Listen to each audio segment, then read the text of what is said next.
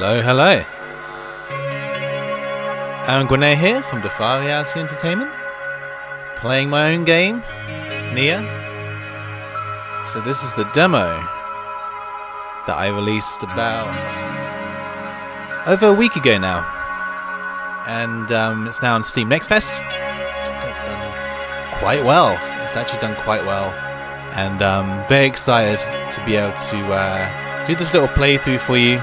I'm just showing the game from my perspective, and yeah, basically just playing a bit of the game and telling you a few things that might be changing down the track, and yeah, playing it from like the player's perspective, but then talking a bit about the development work and why I did certain things the way I did, and maybe a bit of behind the scenes stuff as well. So yeah, thanks to everyone who's played it. Again, it's done very nicely on the Steam Next Fest, top 5 in the puzzle adventure, and I think top 300 games as well, which is really, really cool. So here we go. Let's play some Neyyah demo. This background, by the way, has gone through so many changes. I'm gonna have to maybe do a post on like the different versions it's had. Okay, here we go.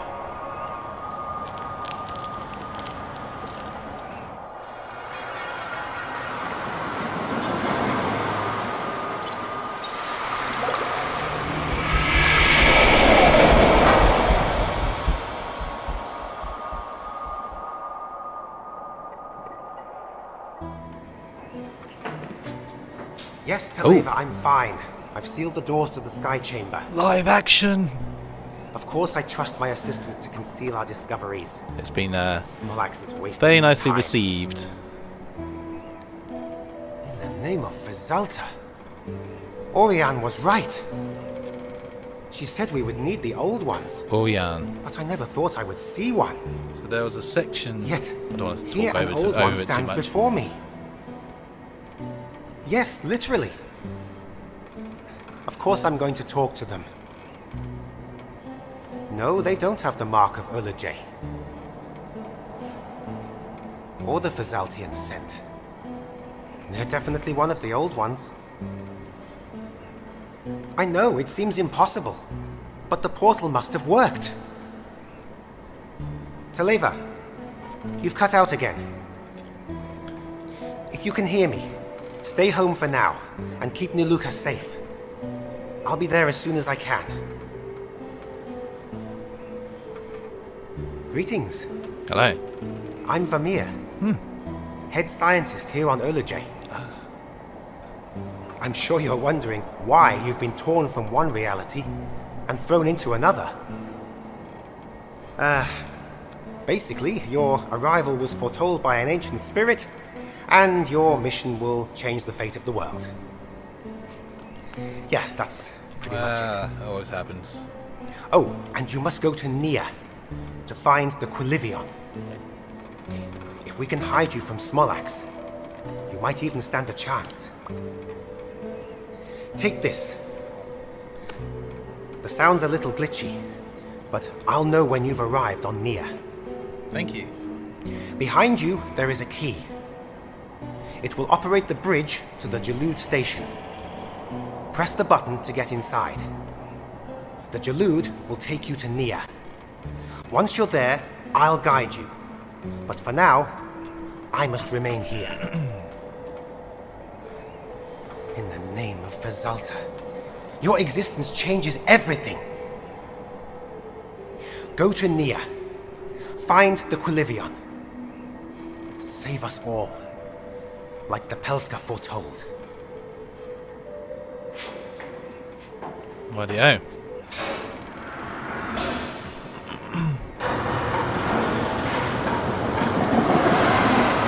Okie dokie, so there's a lot to talk about there.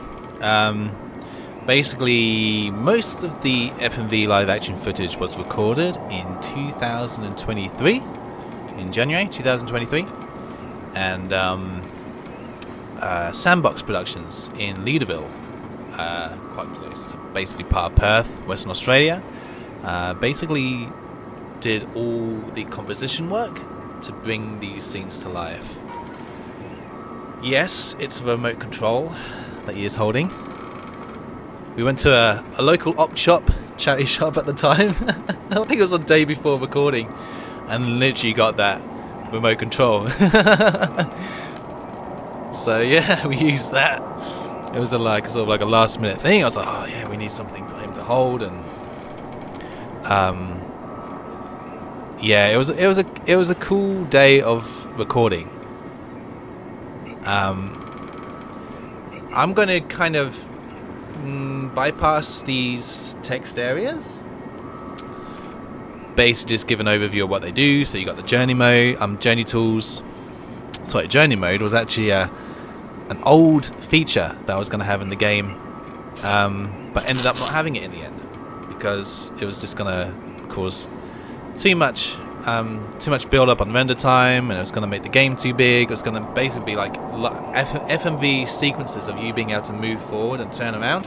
So they're going to be actual like animations of you doing that, but only in certain scenes. Mainly it was to focus on ladders and stairwells. But you know, with the size of the game, the size of the game as it currently stands, and it would just be too much render time, and the game would be absolutely massive. So yeah, they were cut out, and there's only a couple of places in the game where you get those kind of FMV moments where you're actually moving through the game. But yeah, it would have been cool to add more of those. But anyway, journey tools. So yeah, that encompasses your maps, traveler's guide, character interactions.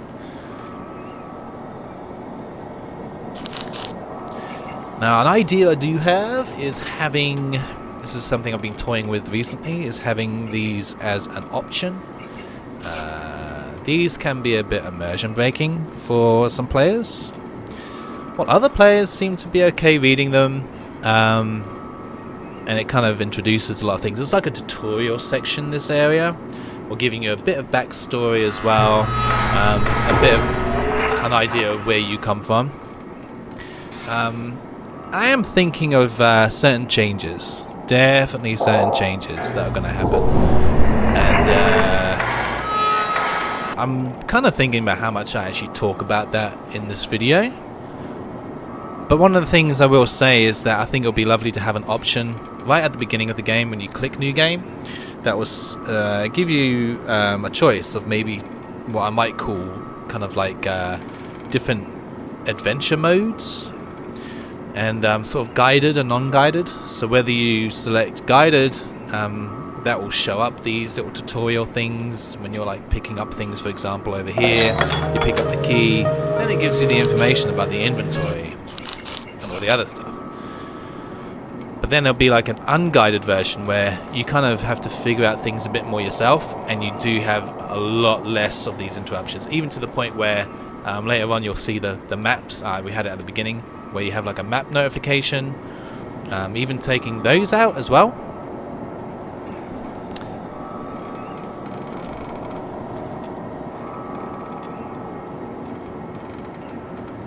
Cool, just want to check that I'm actually recording. Okay, so yeah, we'll see how we go there. Sorry if I do knock the mic a bit. The mic's a little bit close to my hand. I've just got my hand on the keyboard here.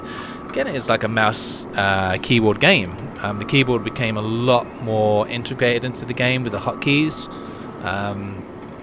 Although some advice was, you know, just keep the game to point and click, because it's a point and click game. And there's some players that just want to use WASD and their arrow keys to be able to move around. But this is not a real-time game. This is very much point and click, old school. As that design field would say, original recipe Riven. I love that. Okay, we're going to go over here. We're going to open our inventory. So I use I a lot.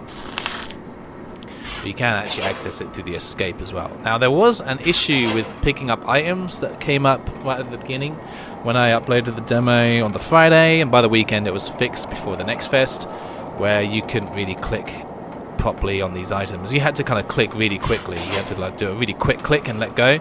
And if you held on for too long, you know, I'm holding down right now, so I'm actually dragging the item out, and then I'm inserting it, which is great. So you can actually drag your item out of the inventory now. I had to fix that. That was just like a little timing issue with Visionaire Studio 5.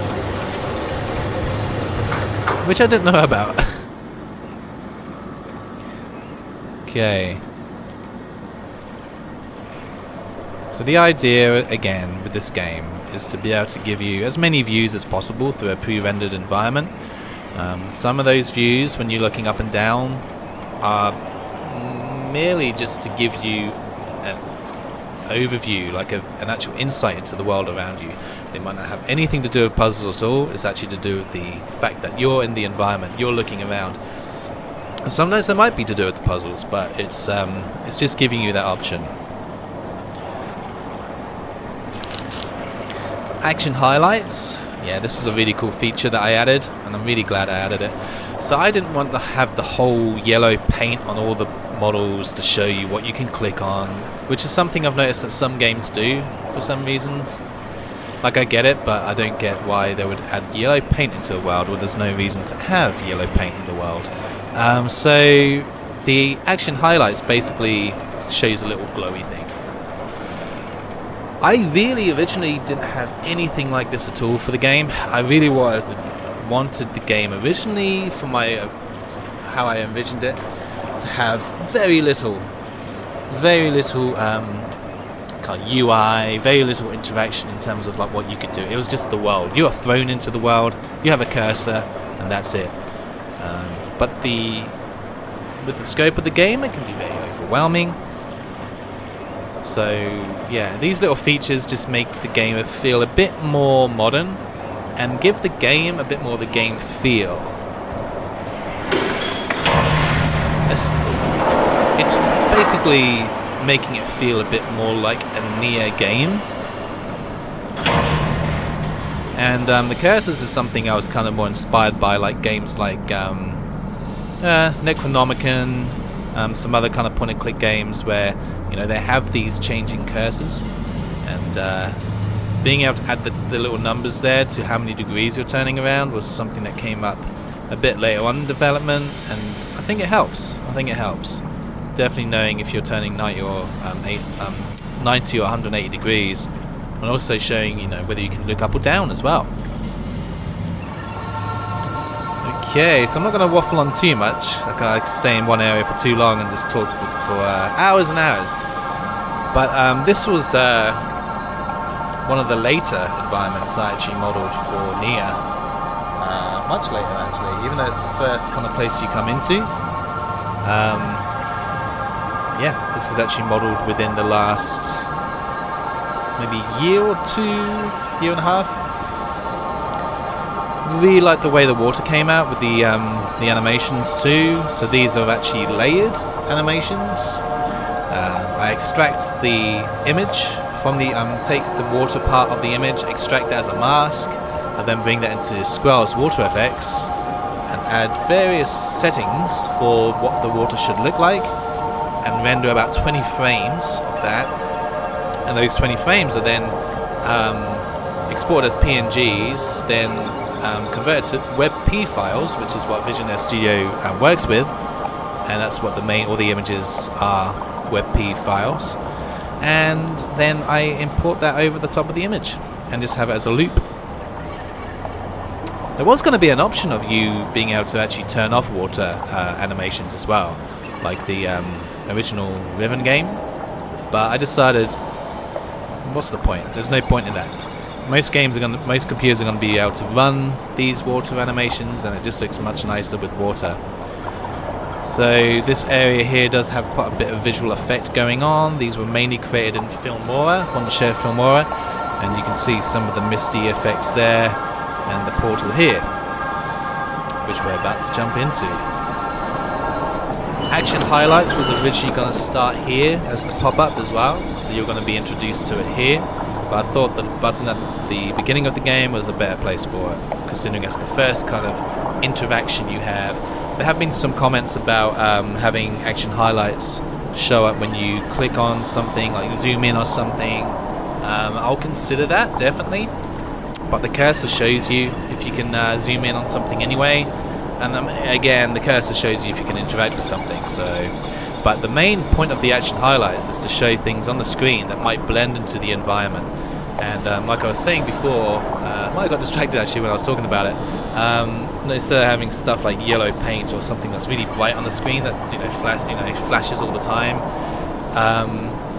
I want the environments to feel as real as possible. And I know that in the real world we won't have things glowing or things that are like showing up to make them really obvious to us.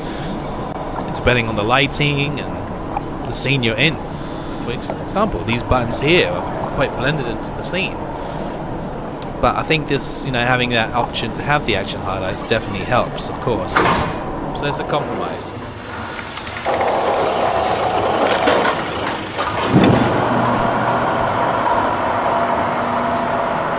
With Neyyah's animations, a majority of them are actually animation sequences that are brought into the game for like levers, buttons, the water animations, for example. But these ones are basically videos that are actually playing within the Visionaire Studio engine. MKV files.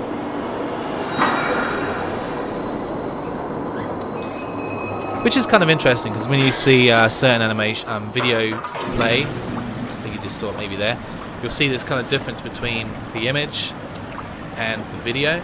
It's like a slight kind of like lighting thing. I always think that maybe this sort of harkens back to the old 90s kind of sort of games as well, where you had that compression change between animation and still image, and sort of lends itself to that retro feel. So I quite like it in that way. So here we have the location and the maps prompt. Again, if you choose what I'm currently calling the unguided adventure mode, but I'll probably come up with some cool name for it, is that if you do decide to go unguided, you probably won't have any of these show up. Or at least with the tutorial things at the beginning, or certain prompts to say use colorblind mode now, or clearer text. So I'm kind of in between whether or not these will stay as default, because they kind of give you that sense of like, okay, I know where I am now, introducing a new place. But at the same time, I can see why they would be kind of immersion breaking and would take away from the exploration, which is the foremost thing that I want to be able to strengthen for Neyyah's full release. Not that it doesn't have that at all. It's just it needs to be the foremost thing to focus on, and that's also with certain dialogue reduced and certain things taken out, just to keep the exploration going as well. In the name of Fazalta, you've made it to Neyyah. This bodes well, as an echo of predestiny. Your presence was foretold, unlike the outcome. Being alive is not staying alive, but every choice made is a new path forged. The path on your right will lead you to the hardy fragility of Pelorian flowers. These distinctive blue blossoms were one of the few miracles to have survived the Fazaltian fall. They proliferate amidst rocks and hard places, simultaneously sustaining life and enriching the environment through altruistic and synergistic willpower. You must be like the petals and roots of the Pelorian. Adapt to your surroundings, bloom against all odds, and rebel against the fall. Okie dokie. So again, looking at how the demo has performed, the feedback that's come in, and also, just looking at it myself, and again focusing on the exploration, being able to actually move through the world and find out things yourself, I am considering these elements being taken out, mainly because they do break the immersion. Considering, especially originally, you had Orian's speech right at the beginning of the intro, which has since been taken out of the demo. But you probably find a couple of playthroughs out there that have it. But then on top of that, you've got Vermeer talking, and then you've got this. And I'm going to skip through the next ones here, because there's about 4. And I just think they were originally put in to kind of guide the player without them getting too overwhelmed by the environment they're in. But since then, also other things have been added that kind of restrict the player anyway. So I feel like they're not needed. I feel like they're not needed anymore. And originally as well, going back to how I kind of envisioned the game, it was like you're just thrown into this world. You're thrown into it, you have no idea what you're doing. Figure it all out, right? And I feel like I'm kind of going back into that a bit now, especially after the feedback from players, and but also kind of watching players play the game and how they explore and what they interact with and what they're finding a bit maybe annoying as well and what they're liking. And it's going to be an interesting blend. Definitely. The cool thing about the environments, like I remember modeling this particular area here in 2021. I think it was around, would have been the summer. Unfortunately. Yeah, at the time my granddad actually passed away when I was modeling this area. So I do have memories of like when he passed away, having kind of going through the scene and modeling it. So I'm thinking of adding like a little Easter egg here eventually, which would be nice in memory of him.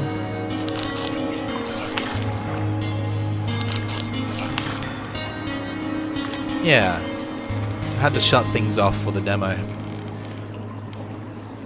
I just had the biggest, considering, Neyyah's, upcoming release as well. This is the perfect opportunity to be able to get the demo out. And, I'm really glad I did. Because it's, giving me a lot of feedback. It's done really well with the wish lists as well, which is fantastic. And, with the demo as it is, as it stands, certain things maybe could have been taken out maybe for renders and really kind of shaped, but it would have taken so long. I'm actually happy that I closed things off and kept them as they are within the game, because then at least then when you go back into it for the full version, I can go back into that place, I can see what's in there, I can open that now, and so I think that will work quite nicely.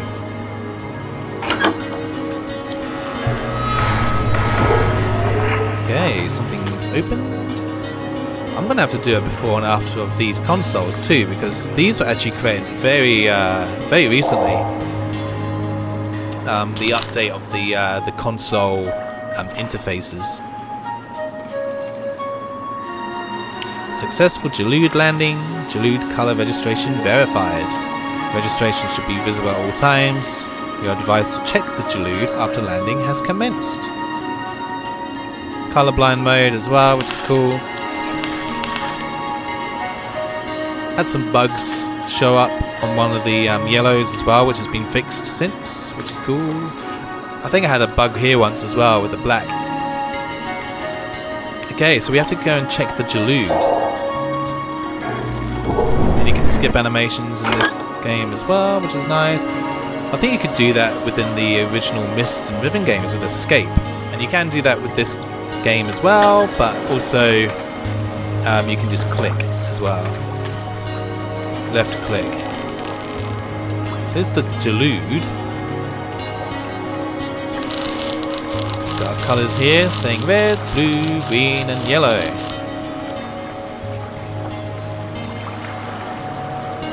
I think, with the original Riven as well, it was notorious for kind of desaturated looks, and certain colours weren't very clear. And so I always found that kind of, cool, because it was like real, and certain colours do wear over time.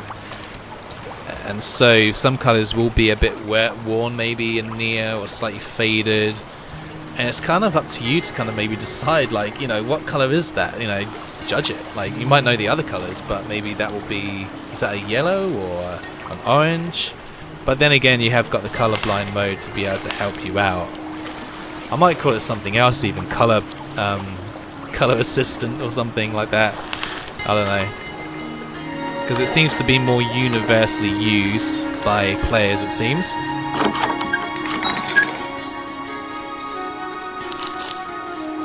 Again, if you're using what's going to be maybe classed as the guided tour, guided adventure mode, then you'll have these pop up.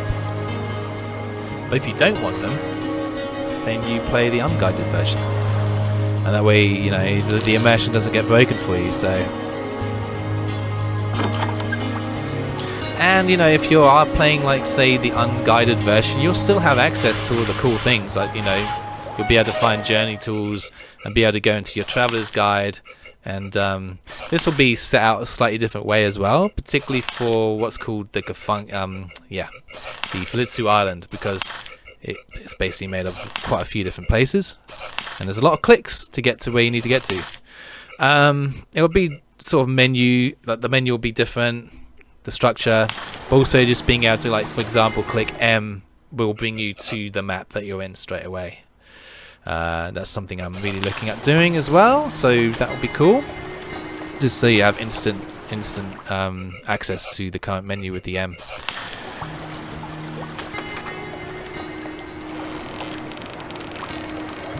So we have our colours. Let's go to the Jalude.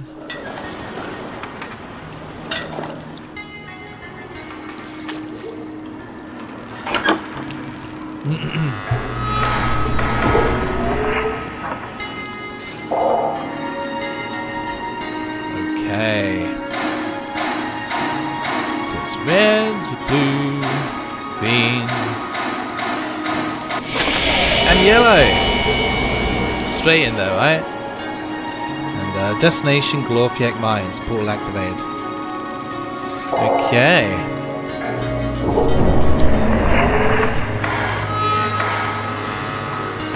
These were fun to create, those animations as well. And if you've played to the end of the demo, you'll kind of see where they're from as well, where I took that imagery from. It's actually from the game world.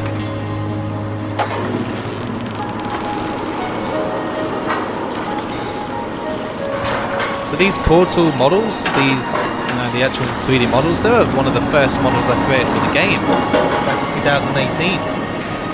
And then 2021, I think, was when I started really revamping textures, and they had a bit of a revamp. Cool, Glorfiak Mines. So this area here was modelled back in 2023, about sort of December time. No, December 2022 December. Yeah, going into 2023.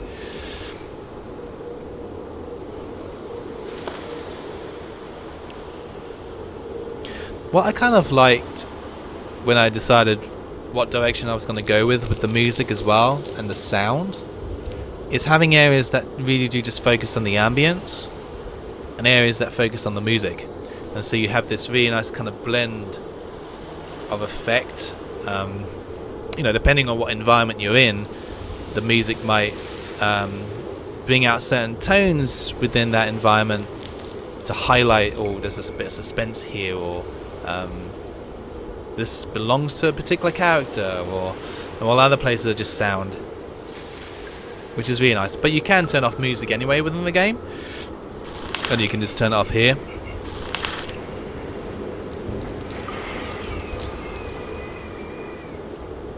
Can't go that way.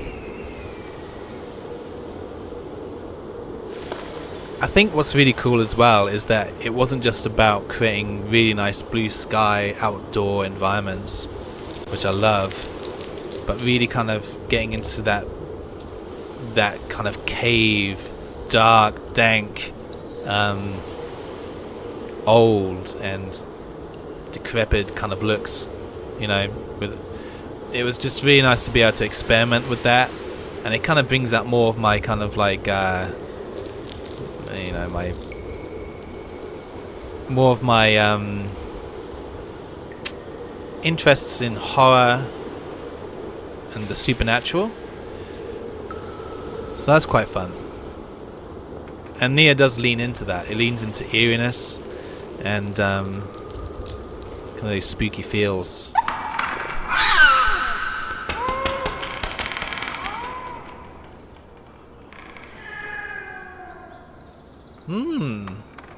Meow.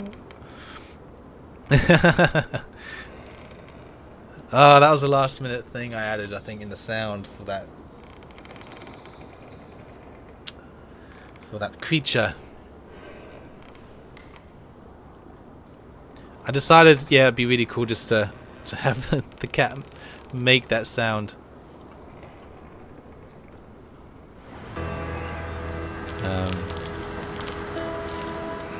It's kind of funny. So here, this is kind of a good example of more kind of forced perspective, which is quite nice. You're kind of like forced to almost kind of look at this building as you come out. And it's the same when you went to the Jalud station for the first time and you see the Jalud ahead of you.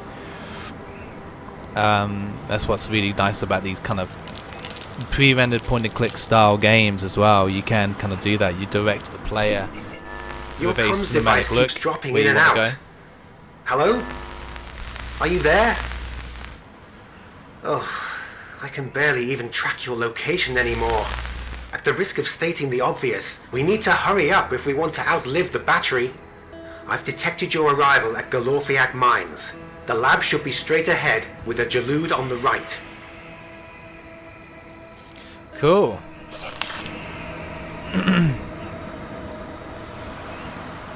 So again, you know, if you don't get any kind of communication from Vermeer during your travels, you're just left to explore. And there's only really one way you can actually go at this point anyway. But I think one of the biggest bit, again, one of the big bits of feedback is feeling like you're not so handheld through the environments, and I get that completely. I think it was also just thinking of like being able to progress, mainly for looking at sort of like maybe more modern audiences and the difference with how the original Myst and Riven games played back in the day. The patience that players have compared to back then, or how much time people can spend on a game like this. 'Cause there's a lot of detail. There's a lot of detail, and you know, I love that. That's what Neyyah is all about. There's a lot of depth, but maybe just, you know, keeping back on certain things as well.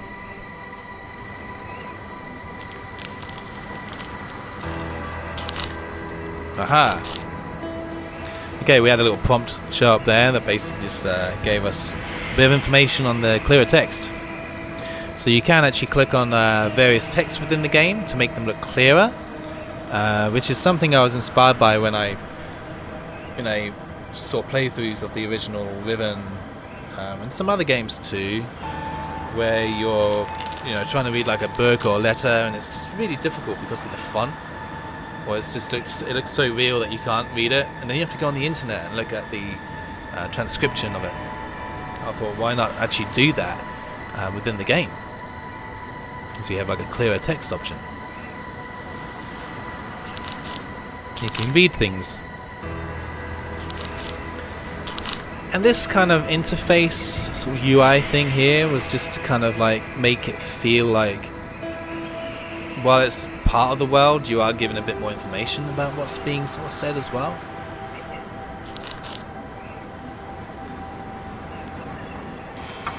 Again, being able to look up and look around at your environment, see what's happening. Certain visual effects I could have added here, for example, but would have taken so long to do. Maybe not so long as in like lots and lots of time, but that time needs to also be spent on other areas of the game, which is massive. One thing I did think would be cool was to add the visual effect of the portal moving. And I thought that was just, you know, that would be enough. It's not accessible in the demo.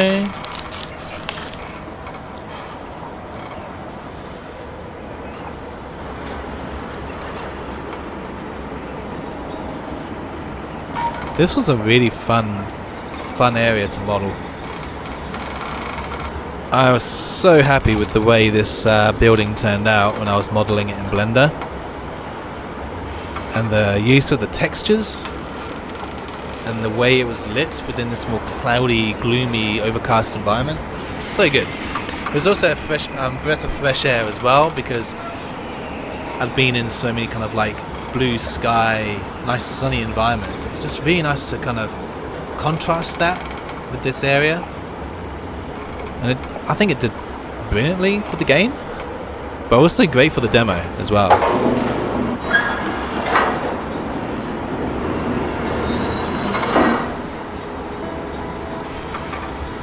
Okie dokie. Again, we've got the action highlights to show us what we can click on. Being able to look down as well, I increased the size of some of the hotspots, especially at ladders, so that when you're kind of with the mouse in the middle, you can see the look up straight away. There's a bit of confusion. Where did I click? Oh, it's there, but the hotspot was really tiny. So there's small things like that that I kind of discovered along the way before the demo's release.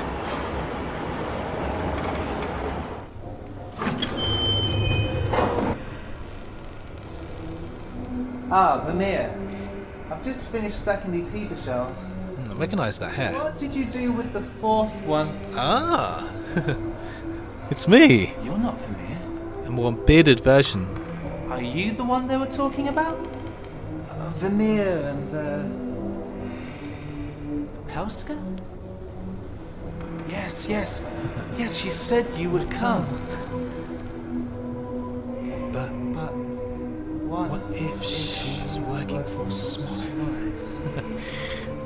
I remember these words. I had the script in my head for so long. Oh, it took too long. I mean, Vermeer was never gonna trap. I bought the shirt in Norwich, here in England. I should have.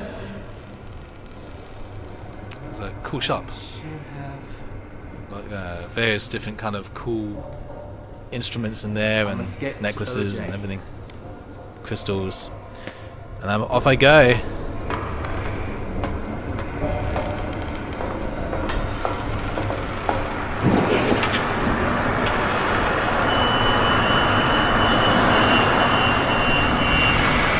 Through the portal, I think.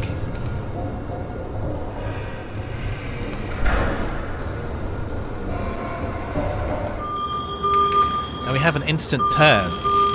So originally, I had the player just staring at the door. Basically, it's like a closed door that's come down.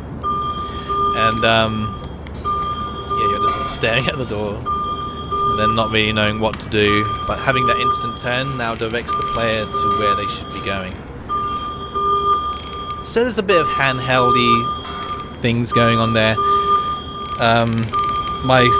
My actual scene was recorded originally in 2023 in January, but then I re-recorded it at the beginning of last year, 2024, due to one of the takes that I really liked going out of focus. There was a bit of focus issue, so we had a few issues there, but we did it in the end. We got through it.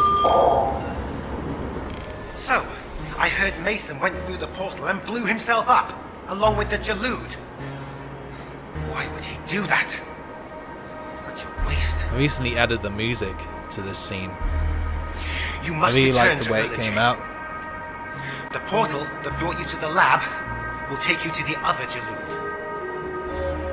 It will be useless to you, of course, without the right programming, which is why you must find the secret portal. Just stares at the player. Yeah, that's a combination of Zayden Turner's awesome music track and a bit of mine as well from other part of the game. So I kind of combine those two together to create that particular unique track for this scene. Yeah, and the soundtrack. Yeah, the soundtrack will be released along with the game. Looking at doing like a bundled release as well, so you get the game and the soundtrack together, which is really cool. And we have our first journal. Journals and maps. Introduces everything there. We can back out. Can't really interact with any of this environment at the moment. There's things I can see here that I can click on, but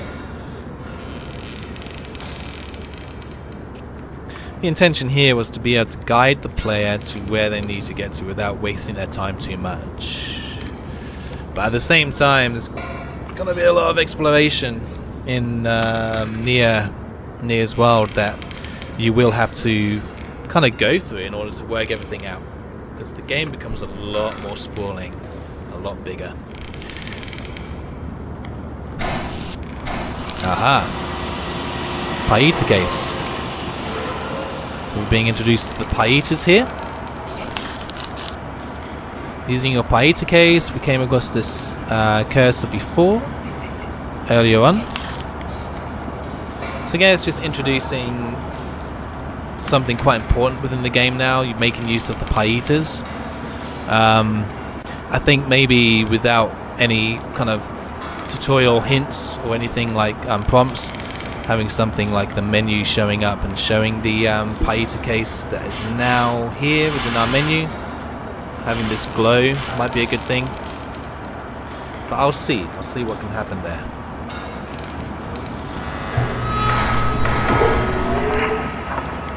And we have a console, another console. This is the Paitas. Information about the Paitas.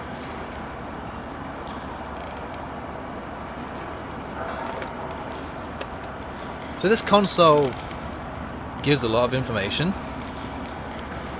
but it would make sense within the environment why it does so, because as we see here, a note from Vermeer.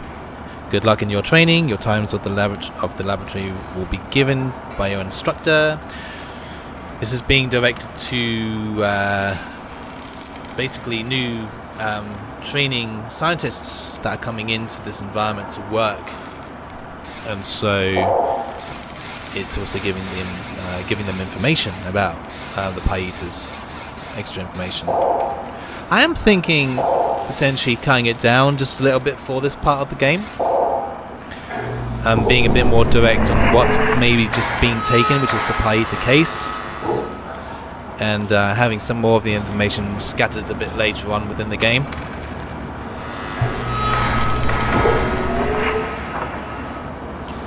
And we have another console with a code.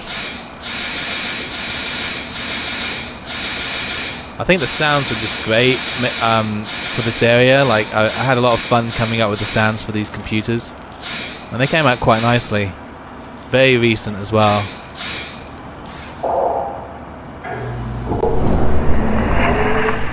Let's skip the animation there. Lovely. Can't get out at the moment. Can skip the little button there. Just keep skipping it. And we've got something over here. It's like a map of sorts. Nyashka Spore Collection Pool. Current position is number 2. Jalud Arrival Station, which is where we arrived.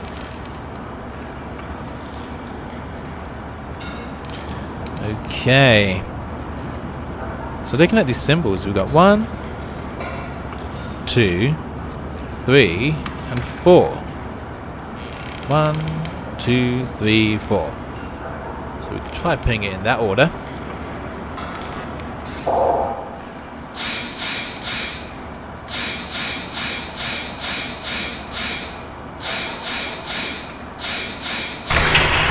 Nice. Ah. Yeah, it was really nice. Working on the sound in a static kind of screen like this, you really hear it as well. Okay, and then we got a bit more story happening here. A book.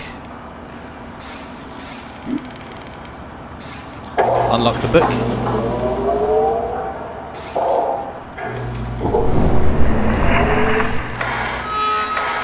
Skip that. And we have the book here. Okay. Again, kind of restricting the player to only being able to pick up that book. So it's making sure they get that book. And then if we press the J, we can access our newly found journals as well. And we have our Paita Factory Secret Office Developments book in here, which does show a map. Televa, please refer to this map if you struggle to reach the Paita factory from this lab. I've decided to hide some of it. Mason's salt trick will come in handy here. Salt trick, hiding. So here we have something that needs to be shown to us. Vermeer's hidden it, and he mentions salt trick. An inventory item is needed, so we need to use something on there, and it might maybe be salt. Maybe it's the salt. This is the map of the Glorfiak mines, and this is the map of where we came from originally. So if I refer back to that,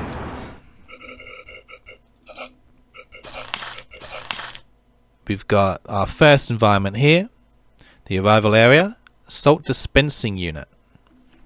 So if we can get back over there, which looks like we need to do anyway, then we can hopefully retrieve the salt from here, right? And we've got a Paita factory to go to. So reading all the information, while I think this area here can be restricted a bit more compared to what information is being currently given, the main area is to be able to show the player what information is being shown on this console, because you get given the book. I've put together some notes for you inside the book, so you can actually go back to this particular console and look at this information whenever you want as well, bypassing the code that you've already put in, and just being able to look at the actual information that's being given to you. So that's pretty cool. Okay.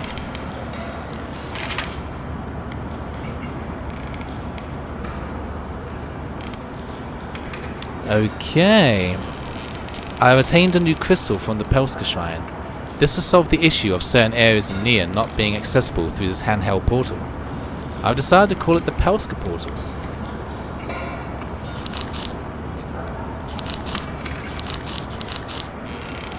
The Pelska Portal gives a bit of information about some kind of handheld portal that can only be activated at certain portal areas as well.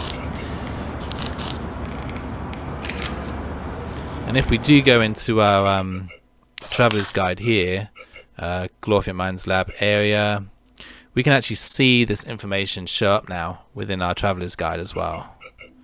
Again, like the maps, being able to press T to instantly access the area that you're in will be really good, so you don't have to kind of click all the way there as well, because clicking on Glorfiak Mines, for example, will show the different areas that you're in. We've accessed the mainland, and we're now in the lab HQ, and there's also a place here that we can't actually access at the moment, so that's interesting. It does give a bit of information though about the Traveler's Guide, which, you know, if you're clicking on here to go to the Traveler's Guide through the journal tools maybe, then, you know, you could get there and look at it. But clicking the T, I think, should go straight to the location you're in. Observing other people playing it. But we can't actually get it. Not available in the demo.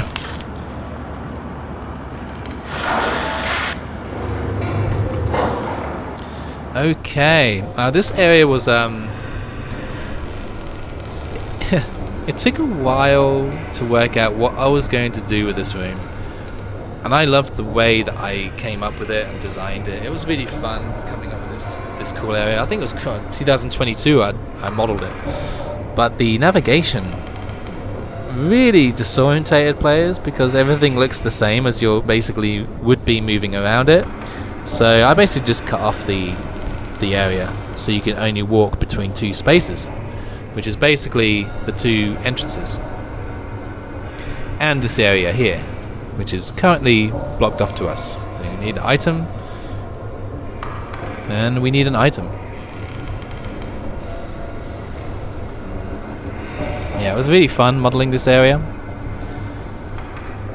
Really loved these ornamental jelly-like things that I modelled. A bit more backstory to them. I'm not going to say anything else.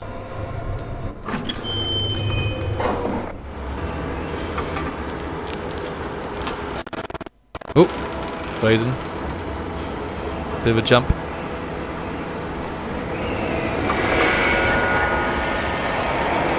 Aha! Watching over us, eh?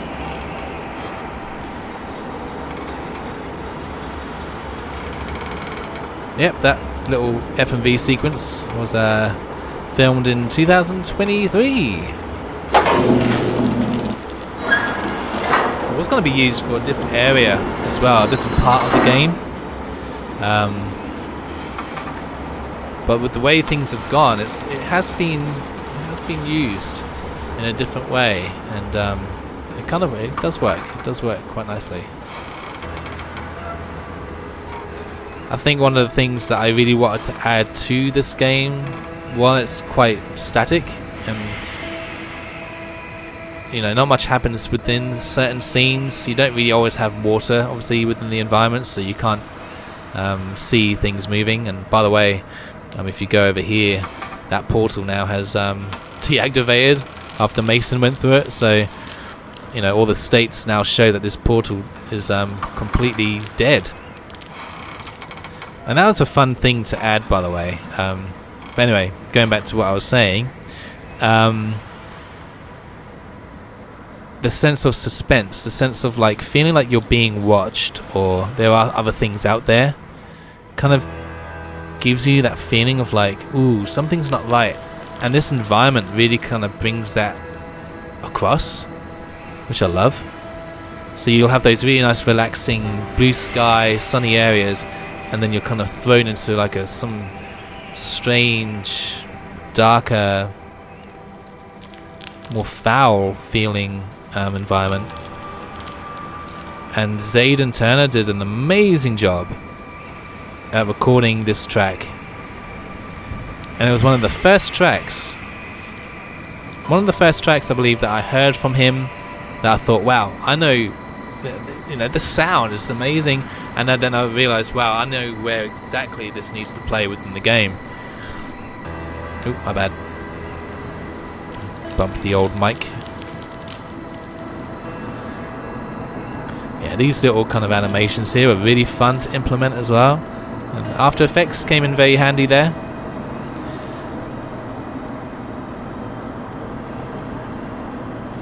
This ended up being a big environment, actually. Glorfiak Mines.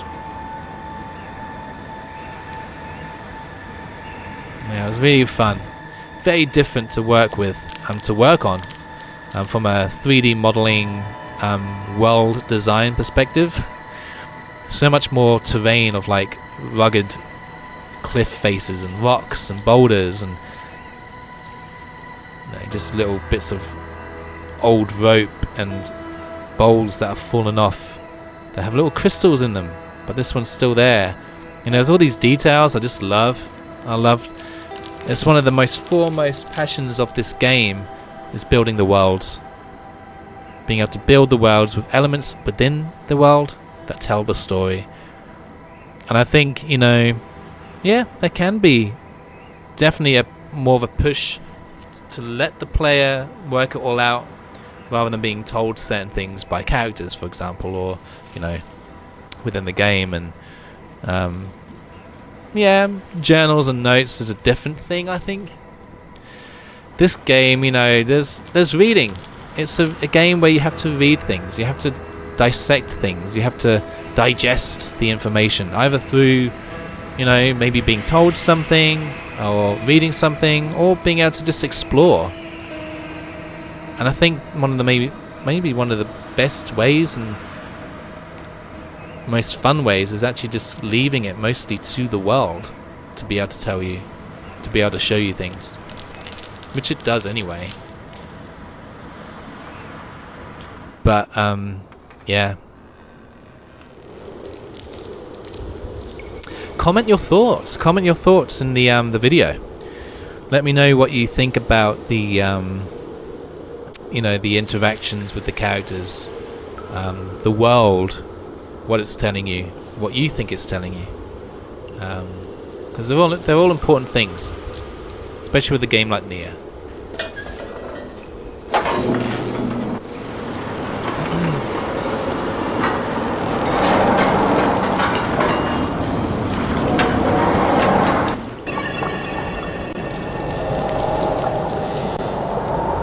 I love the portal sounds that I came up with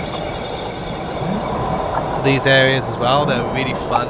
Just what do they sound like? And they came up really nicely. And you've got a bit of hum of electricity in there. It's kind of weird other sound, like a watery sound as well, like you're underwater. That sound. Some weird kind of like shrill sounds as well. Very cool. And I love the animations. And now we're being introduced to faster travel, which is technically something you might have already started using. If you've played the demo, you might have used it by now.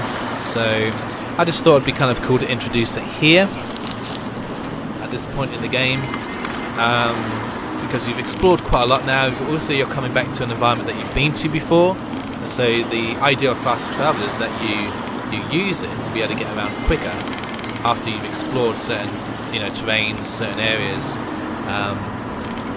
But I know that I wouldn't use it personally, just because I love exploring, you know, the worlds. You know, I love exploring places. Like, I never really used zip mode or anything like that within the original Myst or Riven games. But I know that it can be quite fun to use. And the idea was that I actually had the idea of calling it portal hopping, because it's like you're, you know, with the little cursor, it looks like a little portal with the arrow going into it, and you kind of hop around. Like, you can literally just hop all the way back over here with faster travel. It's insane. So you can go really far distances. But it's just making sure you know that you've got it on or off, and F turns on, clicking F again turns it off, or you can access it through your options as well. So yeah, let me know what you think of faster travel, guys. It's another way of just being able to get around a bit faster. Neyyah does and will involve backtracking. And so you do have your transition effects here. So, you know, I don't know if you've experimented with these or not, but you can actually turn off transitions. So you've got a complete click. Like, you can just instantly go to the scene. Very snappy, very quick, great for those speed runs. And then you've got obviously like something like relax, which is completely different, and fades slowly into each scene, which is very, for me, it's definitely a callback to how the original Riven did some of their transitions, where you could really fade into the scene, which kind of gives the feeling like you're actually moving to that spot more, I feel. But I find like the neutral, the default setting, just to be the exact amount that you need, which is why I set it to neutral as default. Okay, well, we have our pietas, so I can press C and open our pietas.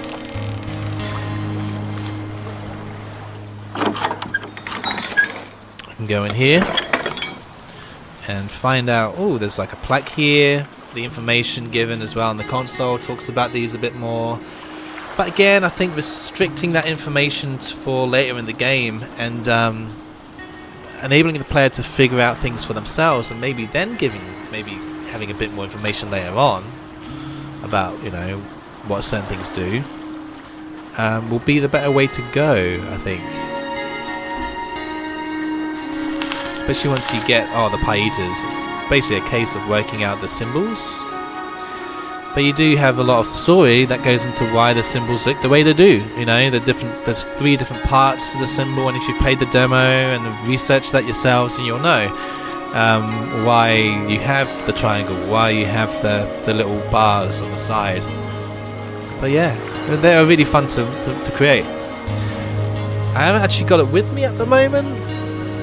I'll have to post a picture of it at some point. I already have on social media.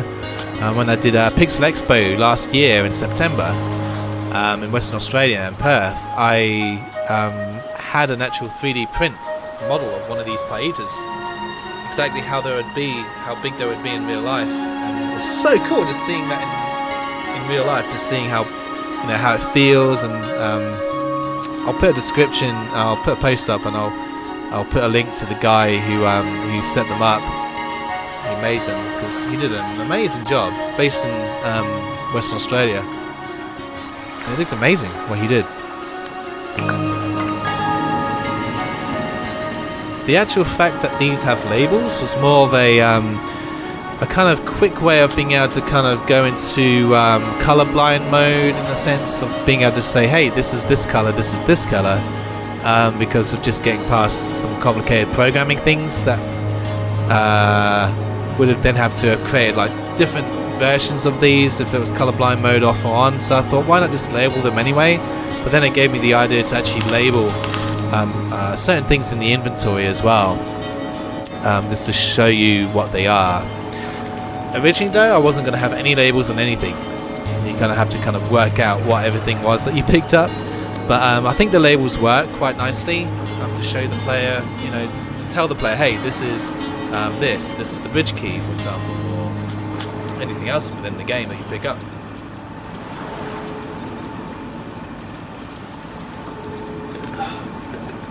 Thirsty work, hey.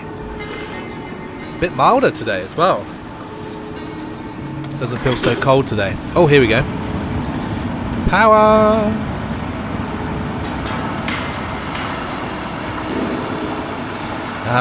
Sound design is such a beautiful thing to get into. I really love the sound design element of making Neyyah.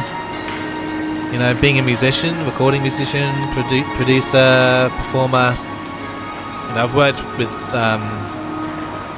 recording music and all the different tracks that you compile to create one song. All the different guitar layers, the keyboard layers, drum layers, vocal layers, everything. And when you're creating sounds, it's like working with music, but you're just working with scrapes and squeaks and clanks, and they're all just being compiled together and EQ'd and all the different effects. It's just so nice just to hear everything come together. And they were recorded, with a Tascam recorder called MOVO. MOVO is actually here. I hope I don't knock things over as I'm taking them out. Here's MOVO. He helped record the music, record the sound for Neyyah, and he's been with me since 2023. He's been to Australia, he's been to Hong Kong, and here in England as well, recording various sounds. So he's helped out a lot with Neyyah's development, and he has some. He's got a good quality mic there on him, definitely. Some sounds were sourced from freesound.org, and in the credits page within the demo, you'll be able to see all the credits there. Mainly just due to time, but there's also a lot of sounds that I recorded myself, and all sounds are then mixed by me and myself anyway, mixed and then put into the game.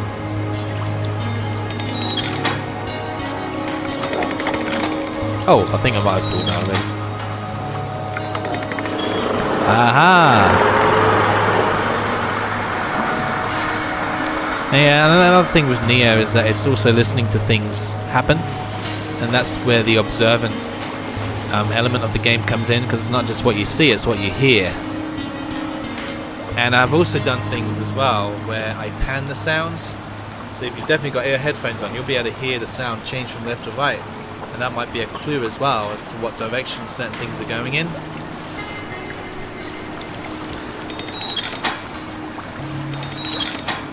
So this little bug here, by the way, that's still in the demo, you can see here the change in the polygons, and that's just a slight issue with the image and the animation, because the animations are cropped basically. It's a small little cropped animation that sits on top of the image, and when you move it, it's not there, but when you move it back, it's there, because the original image has this. and the animation doesn't. It was rendered without with the subdivision modifier on, and this image was rendered for some reason without it on. So that was a slight little oversight there, but easily fixed.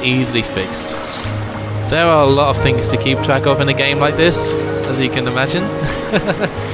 And this is such a small part of the game. You can't take any more salt. Salt just stays there. So we have salt now in our inventory. Again, it's labelled. A couple of comments, well, a couple. I heard one saying they didn't really like the labels. The fact that it has salt written on it.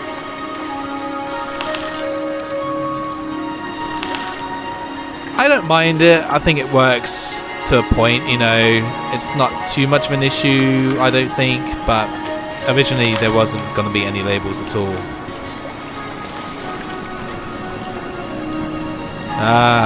So we have a button. There was a bug that came up here as well, which I believe I fixed for the full game, but I don't know if it's fixed in this demo build. I'm actually running this off Visionaire at the moment, but I don't think I fixed it. And the bug, if I can actually replicate it... Nope, apparently not. And when you back up, the craft was down, even though it should be up. And that's just because there's two different zooms happening here. So Visionaire works with hotspots, various different hotspots and layers, basically. So, for example, if I turn here, turn back, I can zoom in from this on this button from two different angles, from this angle and this angle. And depending on what angle I'm going in, it will just back up to well, there's one of the bugs there. I think I changed it. I think I was gonna take. There you go.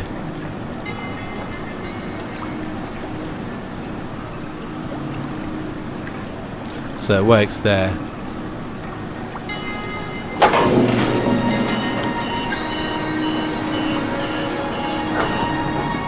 And actually on that bit there you can actually see that the colours become a lot more visible. Unfortunately you can't see the colours before you use them and make sense of them. For the puzzle, that's at the beginning of the game. But it's interesting, the first puzzle. It's been really interesting seeing you guys play the game and how you play it in different ways and what directions you go in and how you interpret the information. It's really interesting, really cool. Some players might find this straight away and see it. And if you've got your Traveler's Guide notifications on, you can go in here and it will come up with your notification anyway, and then you can go into the notifications and you'll see where is it? The colours here. 4 coloured circles on the back of the Jalude. What do they represent? So you're being given that hint. So I like to call them more like observations, because they don't really hint at how to solve the puzzle as such. They give you the information that you can remember, but it's up to you to kind of take that information, look back, and put the pieces of information together to be able to solve the puzzle. So yeah. Oh, we have access. We didn't check this portal up here, did we?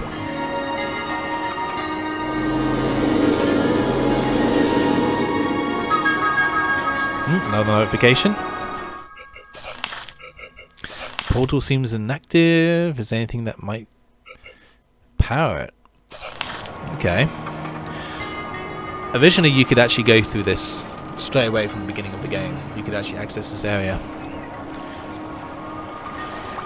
But I decided just to kind of keep things blocked off a little bit more for the player at the beginning. And this area here, earlier on in the game, this you'll see probably some of the playthroughs, the early playthroughs of the demo. Vermeer calls the player stupid, and it was basically a way of being able to just get the player to realize, oh, they're going in the wrong way. They need to turn back and go a different way. But at the same time, you know, while the feedback was fairly negative, I also realized that that bit doesn't need to be in the game at all. It doesn't really need to be in the game.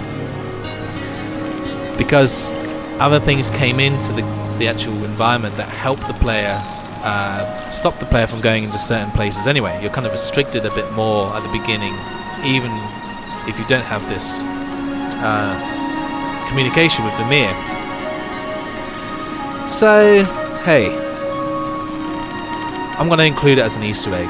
I think an Easter egg would be really cool. And so it stays in the game, but you have to find it. What's this insult that I hear Vermeer? He calls the player stupid? Where can I find that? There you go. Try and find it.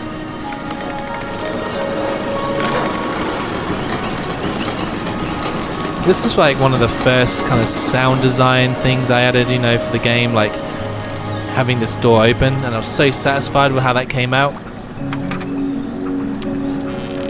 Just the sound of the machinery inside the door, the sound of the metal. I love it. I love sound design. I think sound design, well, first and foremost is the visual 3D world design, my favorite, of course. June 2021 I was modeling this area, I think. Around the time I was doing the heater servers area, I was designing the Balolba pools. But yeah, sound design as well. Sound design is one of my big favorites. One of my favorite things to have created for Neyyah. And here and there I'm still doing a bit of sound design for the game. Most of the sound is already in the game, but there are areas that I need to kind of polish up.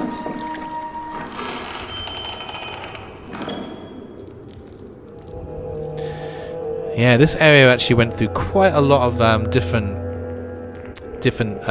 versions for music. For a long time I had a very different track playing here. Then I replaced it with another one that's actually been moved to another area of the game now.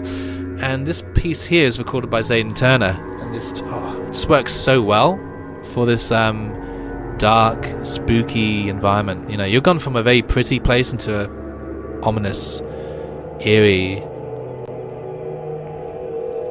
know, what's up this stairwell, and what's the sound of the little rocks falling in the background, and the sound of the birds has stopped. Just very dead sounding. You can actually turn off the music. You'll just hear. You can hear the birds just in the background there a bit, and that sound of like the wind from outside, the little crumbling of the rocks. Yeah, sound design is fun, especially for places like this. And again, it's bringing more of my horror inspirations into it, more of the kind of like the eeriness that I love from different horror games and horror movies that I've enjoyed over in the past. Before I go up here, guys, I'm just gonna pop to the loo. I'll be right back.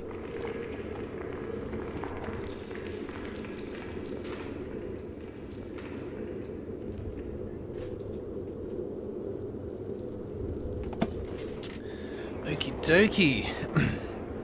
I'm back. Gonna have to sort of cut this short.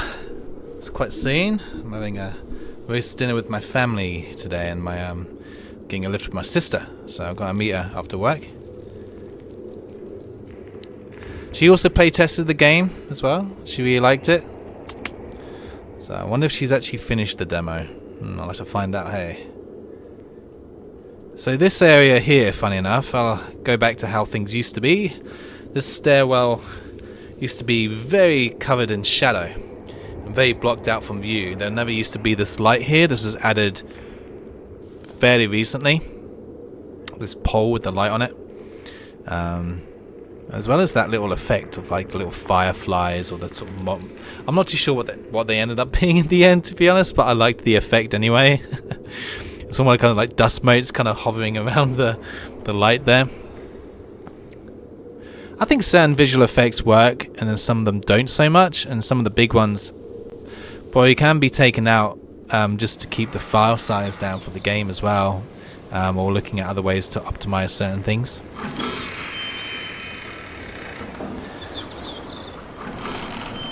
Oh, we're back outside now. Beautiful skies, beautiful sun.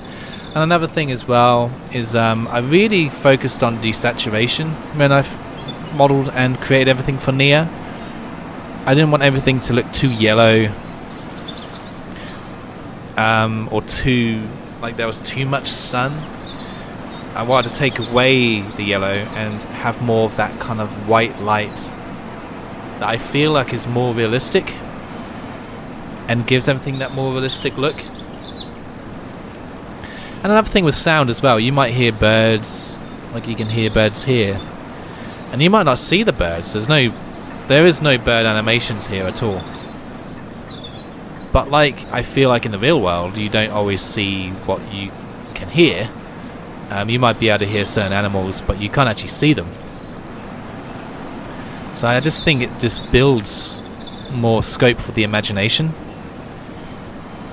And at the end of the day, this game is pre-rendered. You know, you're only looking at certain slides. There is a lot of room for the imagination in a game like this, and I think that builds the immersion a lot more. I think that's why people feel immersed in playing Neyyah, and they forget about the fact that it's point and click, not just because the visuals are beautiful. They are. I'm really proud of how they turned out.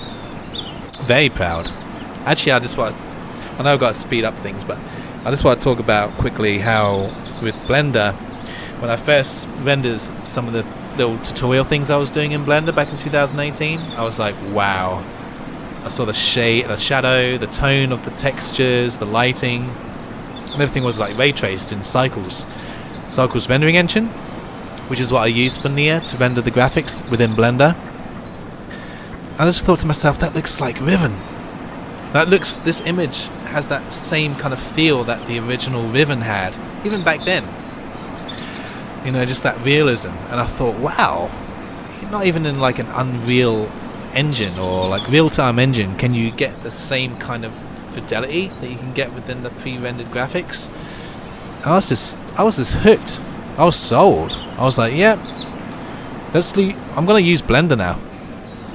I was using another software at the time called Animator. It doesn't have ray trace graphics. That's the software I used when I was in my teens to learn 3D modeling. And back then I had dial-up connection, internet connection, so I didn't really have any tutorials. I just pretty much learned everything myself. Okay, so we've got like a lever here. Again, I can access the action highlights, so it'll show me what I can interact with. There was something over here. Not available in demo. So I've moved the lever. Now there is an environment up here that you can explore as well, but you can't really do much up there. It just gives you the view from the environment that we're about to go to. But just to cut things short, just because of time, we're going to go straight to that environment. But yeah, there's a lot more to do up there eventually, outside of the demo. I think here I did have a closed door animation you could create as well. You could close the door by clicking on it, but in the end I just went with the forward left or the forward right. And this is actually inspired more from Rem, which is another big inspiration behind Neyyah. I played those games when I was younger, and I've had some great correspondence with the developer. Pronunciation time. Knut Müller. Fantastic developer. Definitely check out the Rem games. That design feel, he's done some great playthroughs of the Rem games recently. He's really enjoying them. Oh, when you have a fog. A delayed reaction there, hey?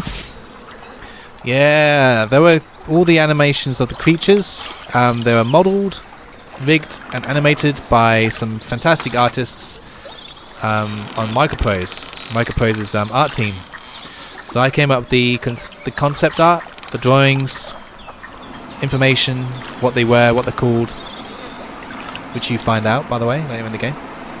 Not going to give anything away. And yeah, so they did an amazing job at bringing those creatures to life. And I can't do character modeling. I can't do creature modeling. I am not talented in that area whatsoever. I can draw them, but I can't model them. Now these insects here, they're actually modeled by Neyyah's co-music composer, Zayden Turner. So he actually created these little insects, and then I animated them within the game. There. This is a spooky. This has some really kind of spooky music at one point, but I ended up using the music in another area of the game. But it just works as it is. Now we can go through, and we have a map update. Sleeping Tower. I'm really happy with the way the water turned out. I watched a playthrough recently.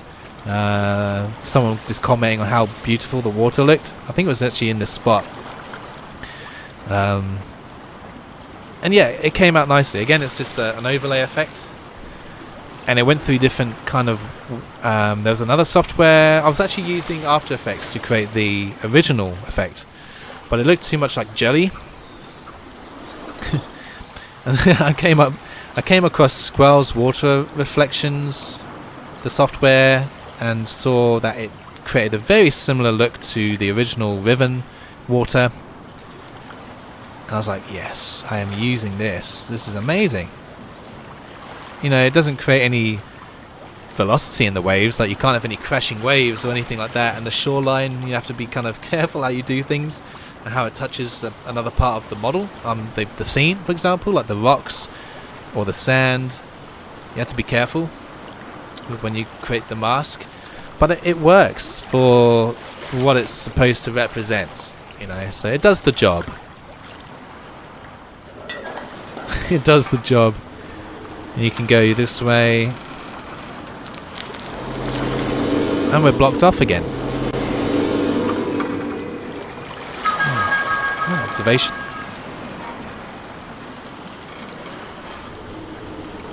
And again, you can access this area. You can go here in the demo.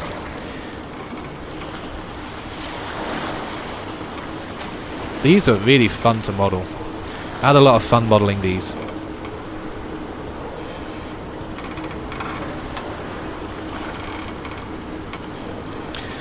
Also, a quick note. It took me a while to actually bring foliage into the game. So I think it was 2020, around April, May, June 2020 was when I started bringing in trees for the first time into my environments. And I was a bit skeptical because all the foliage are sourced, they're assets that I've manipulated slightly texture-wise, or maybe some of them have actually kind of completely remodeled.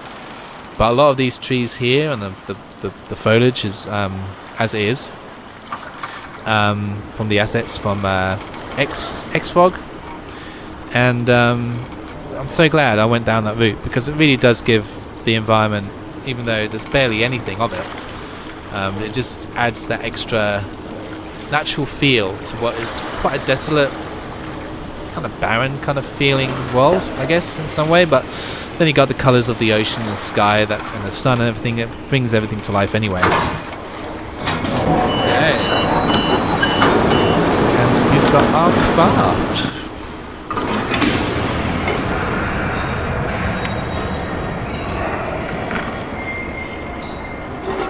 Just keeping an eye on the time.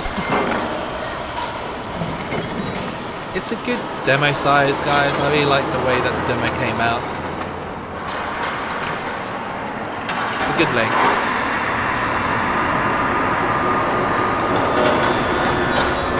And there you go. Thank you for playing the Neyyah demo. Wishlist on Steam. Thank you everyone for wishlisting the game so far. It's been amazing seeing them build up over the last week during Next Fest. It's been fantastic. I'll have to go through I'll go through the numbers maybe in a separate video. So yeah, thank you for watching this video. This was a playthrough of me playing the demo, just talking about things. There wasn't anything scripted, no real plan of what I was really going to say. kind of whatever came to me, I guess, in the moments.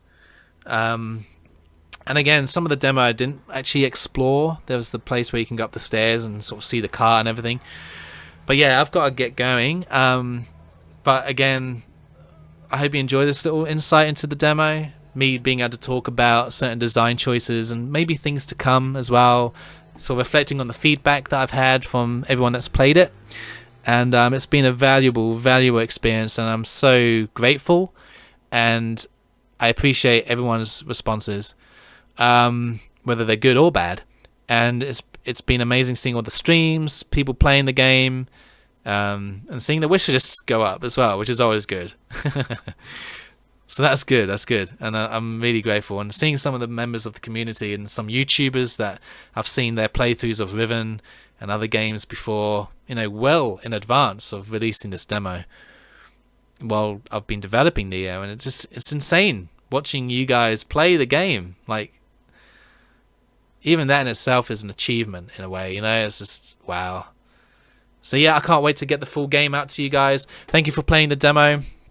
Wish list the game if you're watching this for the first time. I hope I haven't spoiled too much for you.